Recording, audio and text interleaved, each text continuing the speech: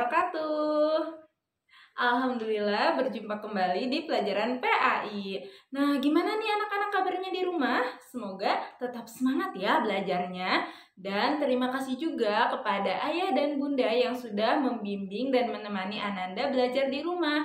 Semoga kebaikan ayah dan bunda dibalas oleh Allah dengan berlipat ganda.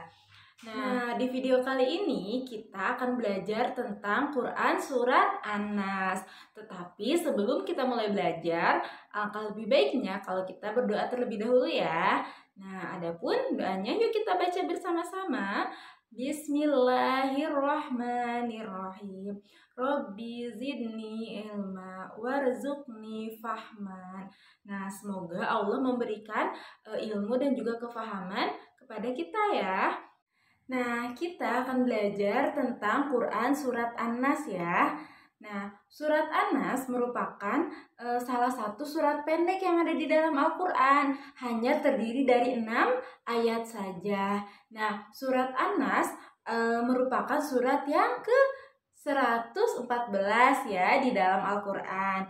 Nah, arti dari An-Nas adalah manusia. Jadi, surat An-Nas ini di dalamnya mengandung perintah kepada kita sebagai manusia untuk beribadah, memohon perlindungan hanya kepada Allah Subhanahu wa Ta'ala. Nah, perlindungan dari apa aja nih? Nah, perlindungan dari segala macam kejahatan, baik dari yang terlihat maupun dari kejahatan yang tidak bisa kita lihat, baik itu dari kejahatan manusia maupun dari kejahatan jin ya, seperti sihir dan ilmu-ilmu yang buruk ya, yang dapat merugikan kita. Nah, dengan kita membaca surat An-Nas, maka kita akan terlindung dari berbagai macam kejahatan. Nah, tapi kita membaca surat An-Nasnya harus ikhlas karena Allah Ta'ala ya, anak pintar. Nah, untuk lebih jelasnya, yuk kita sama-sama baca Quran Surat An-Nasnya ya. A'udzu billahi minasyaitonir rajim. Bismillahirrahmanirrahim. Qul a'udzu birabbin nas. Katakanlah, aku berlindung kepada Tuhannya manusia. Malikin nas, raja manusia. Ilahin nas, sesembahan manusia. Min syarril waswasil khannas, dari kejahatan bisikan setan yang bersembunyi. Alladzi yuwaswisu fi sudurin nas, yang membisikkan kejahatan ke dalam dada manusia. Minal jinnati wan nas, dari golongan jin dan manusia. Shadaqallahul azim. Nah, itu dia ya bacaan Quran Surat An-Nas ayat 1-6.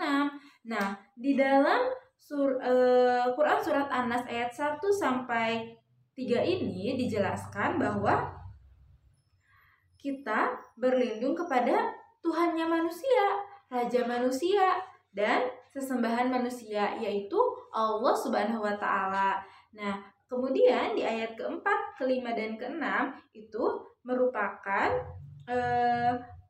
permohonan kita untuk berlindung kepada Allah dari segala macam kejahatan, kejahatan yang tersembunyi ataupun yang terlihat, kejahatan dari manusia ataupun kejahatan dari jin dan setan.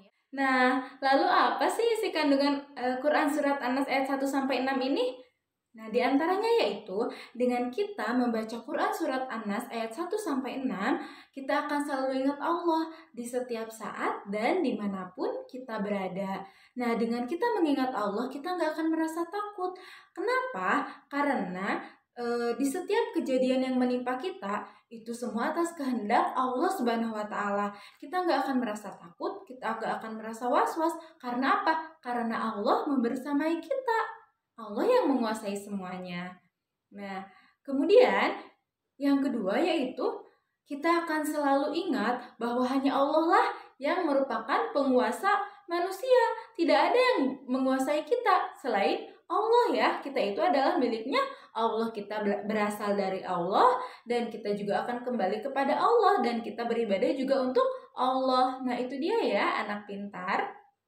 Kemudian dengan kita membaca Quran surat An-Nas itu, kita akan selalu ingat bahwa hanya Allah lah yang merupakan Tuhannya manusia, Tuhan kita ya.